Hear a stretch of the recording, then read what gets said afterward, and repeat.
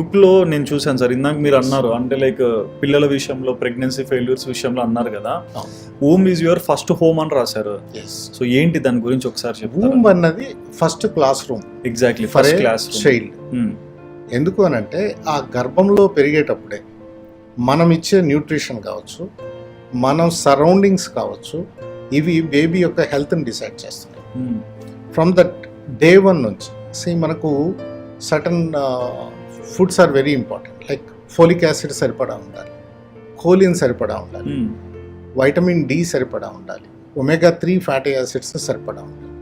ఇవన్నీ డెఫిషియన్సీ ఉన్నప్పుడు, ఈ ఫోలేటు లేదా కోలిన్ ఇలాంటివి డెఫిషియన్సీ ఉన్నప్పుడు బ్రెయిన్ డెవలప్మెంటల్ కాగ్నిషన్ ప్రాబ్లమ్స్లో తేడాలు వస్తాయి. ఓకే.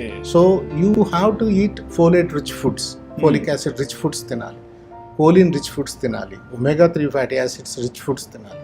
ఒకప్పుడు మనకు న్యాచురల్గా దొరికే ఫ్రూట్స్ కానీ, వెజిటబుల్స్ కానీ, లేదా ఫర్మెంటెడ్ ఫుడ్స్ కానీ చక్కగా తినేవాళ్ళు. There is nothing like an nutrition సపరేట్గా.